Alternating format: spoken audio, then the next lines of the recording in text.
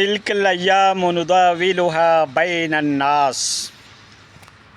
मोहतरम नाज़रीन, मौजूद सामईन किराम, ये हालात, ये सिचुएशन, ये गर्दिश दौर, ये तग़य्युर अदवार और ये समय के परिवर्तन होना, ये ज़िंदगी के उतार और चढ़ाव, नसीब और फ़राज़, ये तरक्की, ये तनज़्ज़ुली, ये हवादिस, ये इवेंट इंसान की ज़िंदगी में गाहे बगाहे आते रहते हैं। सदा न सुख सैलड़ियाँ, सदा न काला केस, सदा न जुग जीणो, सदा न राजा बेस। अभी अभी पब्लिक झुड़री कुटियोड़ी और सुआड़ी उठियोड़ी हैसियत है। दोस्तों, मैं आपके सामने चंद एक मनोरंजन की बातें लेके आया हूँ, कुछ हिदायत की बातें लेके आया हूँ, ख़ासकर उन बच्चों के लिए जो सोशल मीडिया के ऊपर एक्टिव रहते हैं, उनको सावधानी बरतने की है। खुसूसन इस किस्म के हालात के अंदर आपको मुकम्मल सावधानी बरतने की है, अपने अंदर अवेयरनेस लाने की है। कोई हम ऐसा कमेंट ना करें, कोई ऐसे लेख ना लिखें, कोई ऐसा वीडियो ना भेजें, कोई ऐसा सोशल मीडिया के ऊपर ऐसी बात ना कहें जिससे किसी की भावनाएं आहत होती हो, जाति और धर्म की, या फिर धार्मिक मुद्दों के ऊपर कोई ऐसा अनलीगल इशू हो, या फिर राष्ट्र के हित के अंदर कोई ऐसी बात हम कहें जो राष्ट्र हित में नहीं होती है। दोस्तों, इस्लाम मज़हब भी सिखाता है हुब्बुल वतन मिनल ईमान, अपने वतन अज़ीज़ से मोहब्बत करना ये हमारे ईमान का हिस्सा है। हम राष्ट्र भक्ति के हमारे अंदर प्रेरणा होनी चाहिए, देश के वफ़ादार बन के जीना चाहिए। जिस मिट्टी में हमने जन्म लिया है, जिस मिट्टी के हम खुराक खाते हैं, हमें उस राष्ट्र का वफ़ादार बन के रहना है।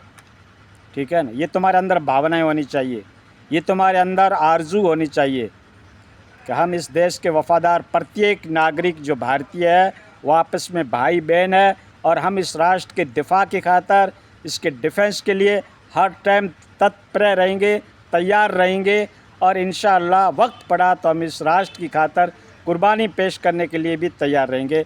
इस तरीके की आपके अंदर भावनाएं होनी चाहिए। आपके लेख लिखने से, आपके कोई कमेंट करने से किसी की भावनाएं आहत ना हो।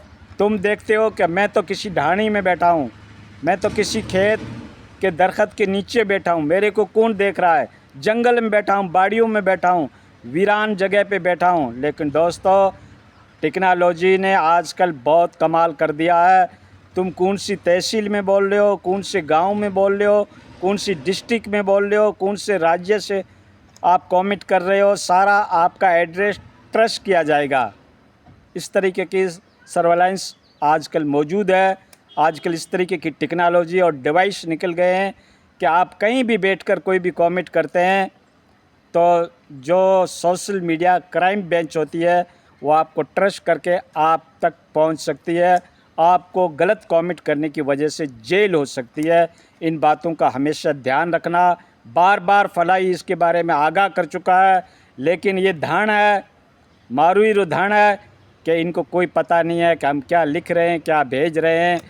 अनलीगल चीज़ें जो है, इस तरीके के भिड़काऊ वीडियोस जो हैं वो भेज देते हैं, खुद तो मरते हैं, एडमिन को लेके डूबेंगे। ठीक है ना? हाँ, खासकर ग्रुपों के अंदर सोशल मीडिया के ऊपर इस तरीके की हरगिज़ बात नहीं भेजनी चाहिए। एक बात तो ये याद रखो। दूसरी बात दोस्तों, ये हालात और ये वाक़यात, ये उतार, ये चढ़ाव, ये नसीब, ये फ़राज़, ये इंसान के हर ज़िंदगी के अंदर शामिल है।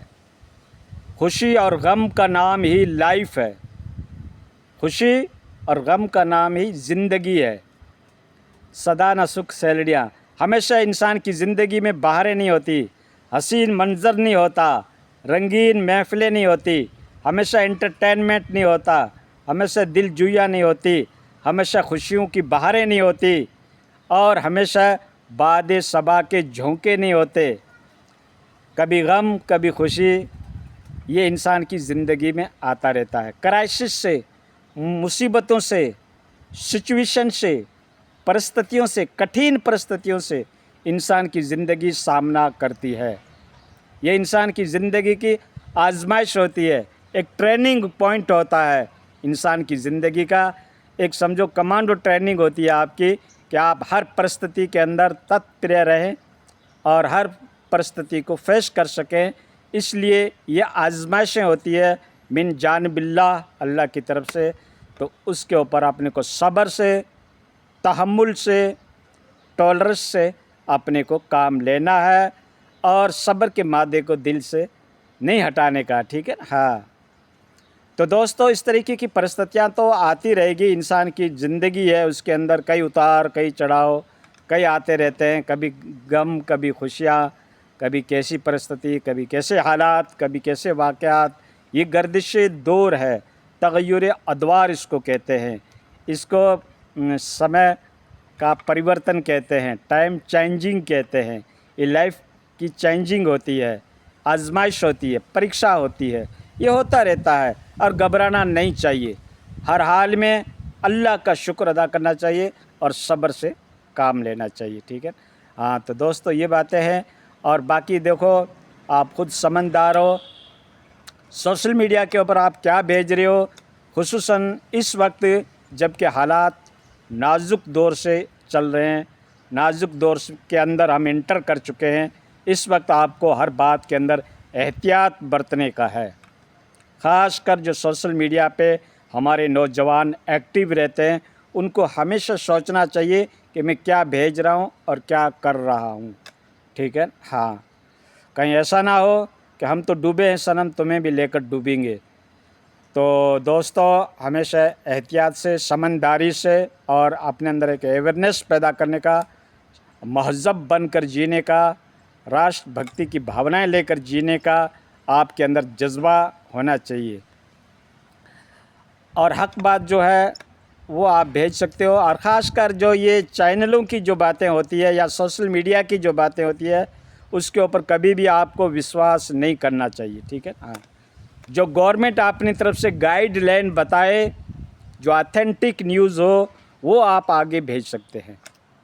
गवर्नमेंट जो गाइडलाइन होती है, प्रशासन, एडमिनिस्ट्रेशन जो गाइडलाइन जारी करता है, जो प्रोटोकॉल जारी करता है, जो नियम बताता है, उसका पालन करना हमारे लिए ज़रूरी है। इधर उधर की अफवाहों के ऊपर और सोशल मीडिया की बातों के ऊपर, यूट्यूब और फेसबुक की बातों के ऊपर आपको कभी भी विश्वास नहीं करना है, बिलीव नहीं करना, विश्वास नहीं करना, ठीक है ना। ये हमेशा याद रहना चाहिए। सब फेक न्यूज़ आती है, सब फेक न्यूज़ आती है, सब फेक न्यूज़ आती है, ठीक है। हाँ, कितनी बार कहूँ?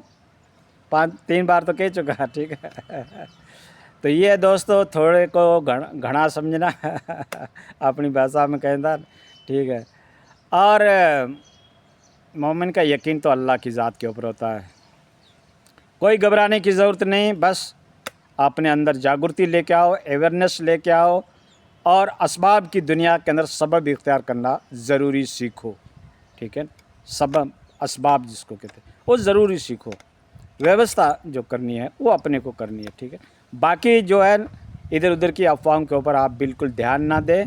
जो ऑथेंटिक न्यूज़ हो गवर्नमेंट की तरफ से, उसको अपने को फॉलो करना है, उस पर अमल करना है, ठीक है।